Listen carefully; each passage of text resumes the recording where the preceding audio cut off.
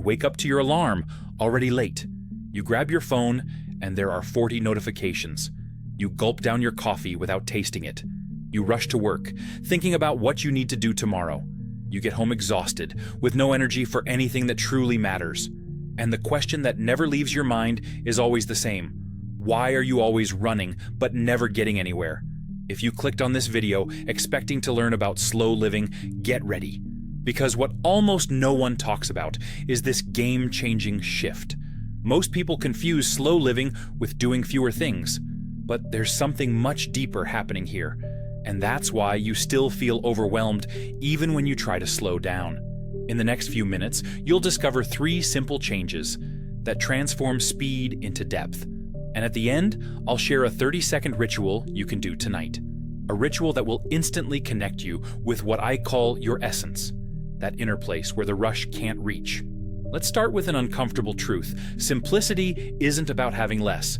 It's about having clarity on what matters. Think with me.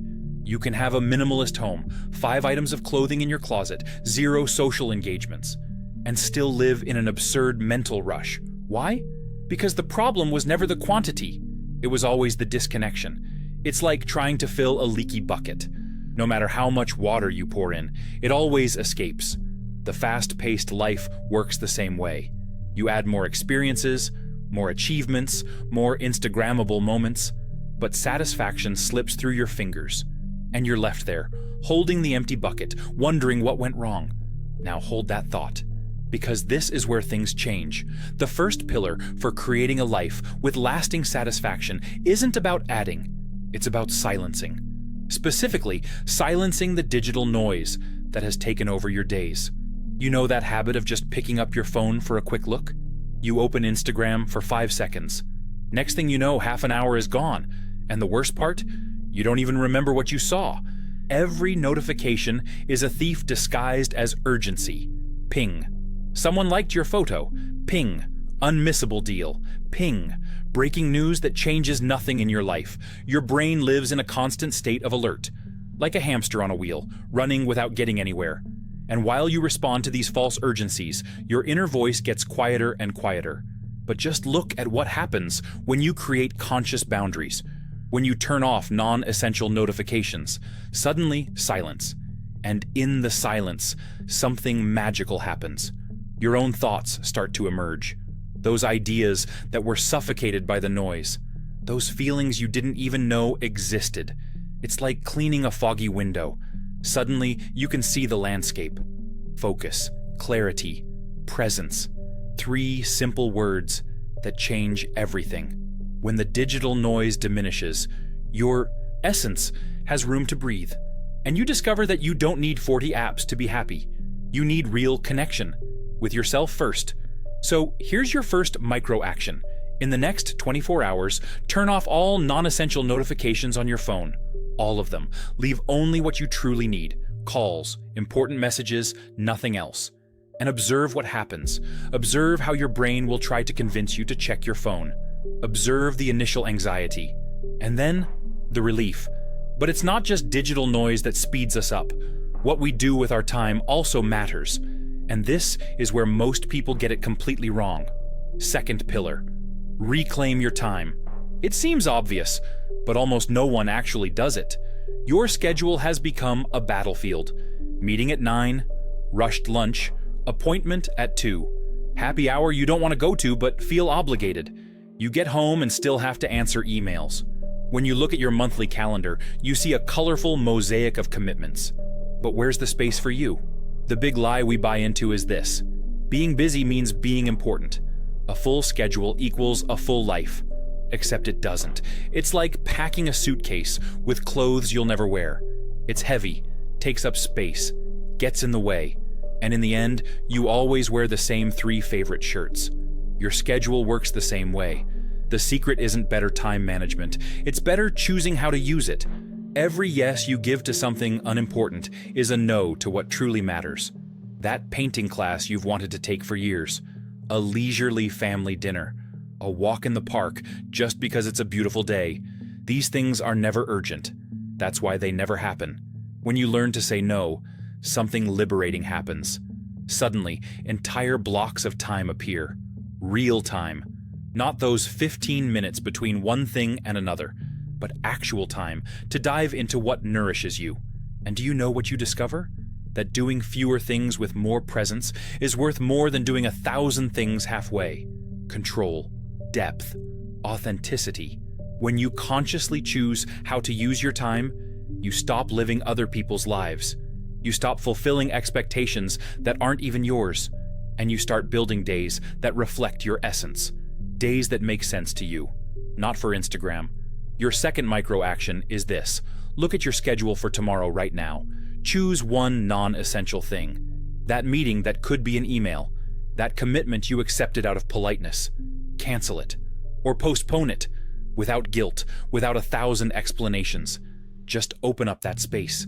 And use that time for something that nourishes your soul. And when you start to have that space, what do you do with it? The answer isn't more things. It's something much deeper and more transformative. Third pillar. Cultivate full presence.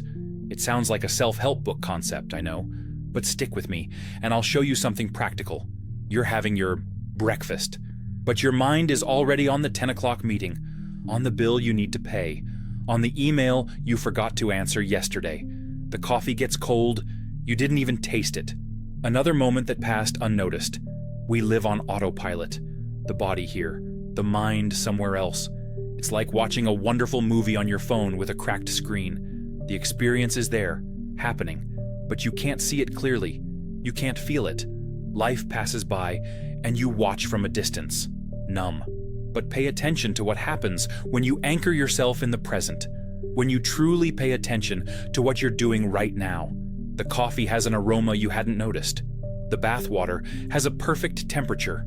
Your child's laughter has nuances you never perceived. They are the same old moments, but now they have texture, color, flavor. It's the difference between living and existing, between being present and truly being present. When you cultivate presence, time changes in quality. One present hour is worth more than a day on autopilot. And you discover that life isn't in the future you plan, nor in the past you regret. It's here, now, in this exact moment. Appreciation, connection, fullness, 3 gifts that presence gives you. You stop chasing extraordinary experiences because you discover the extraordinary in the ordinary, the miracle in the everyday, the essence of life in the details that were always there. There's an idea called JOMO, joy of missing out. It's not about being antisocial or isolating yourself from the world.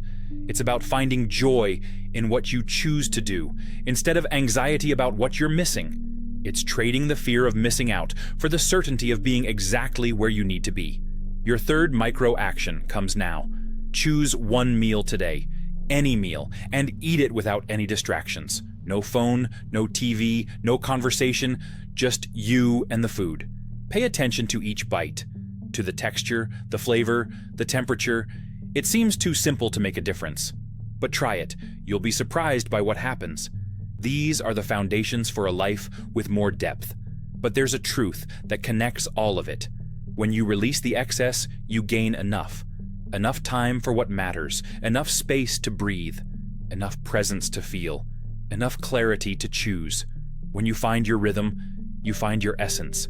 An essence that was always there, waiting for the noise to subside so it could emerge. Now let's close the loops we opened.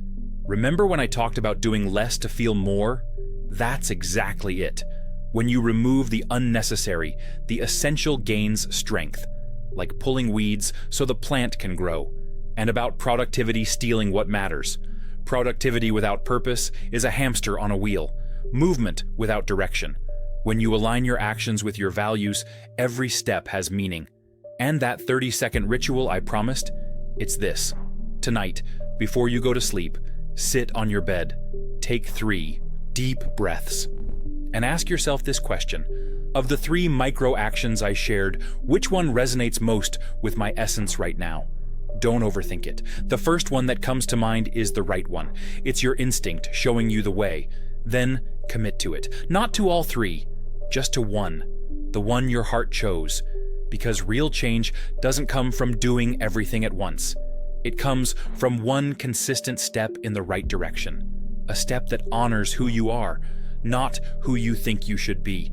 Slow living isn't about living slowly, it's about living consciously. It's not about doing less. It's about doing what matters. It's not about isolating yourself from the world. It's about connecting with what has real value. When you understand this, everything changes. The rush loses its meaning. Anxiety decreases. And you discover that the life you were searching for out there was within you all along. Every moment becomes a choice, to run or to walk, to consume or to contemplate, to react or to respond. And in these small daily choices, you build a different life.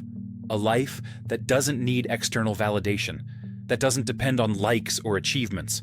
A life anchored in your truth, in your essence. The world will continue to speed up. Notifications will keep coming, demands will keep appearing. But you don't have to dance to its tune. You can choose your own rhythm. You can create your own pauses. You can decide what deserves your precious energy. And do you know the most beautiful part of all this? When you slow down, you don't lose anything important. On the contrary, you gain what you've always wanted: quality time, deep relationships, inner peace, mental clarity, genuine satisfaction, things that no amount of rushing in the world can give you, things that only appear when you stop looking outside. So here's my final invitation. Comment below which micro action you chose, and more importantly, how it made you feel. Your experience might be exactly what someone needs to read today. Someone who is tired of running, someone looking for permission to slow down, someone ready to find their essence. Because in the end, slow living isn't a lifestyle, it's an act of courage. The courage to live on your own time, to honor your rhythm, to choose presence instead of performance. And that courage begins with one step. A single step in the direction of the life that makes sense to you. The path is open, the choice is yours, and your essence is waiting. It always has been. It just needed a little silence for you to hear, a little space to breathe, a little presence to feel. And now you have the tools. You have the map. You have everything you need to start. Take a deep breath. Choose one micro action and take the first step today. Not tomorrow, not Monday, today. Because the life you want isn't in the future. It's in the choices you make now, in this moment, in this breath, in this decision to live differently,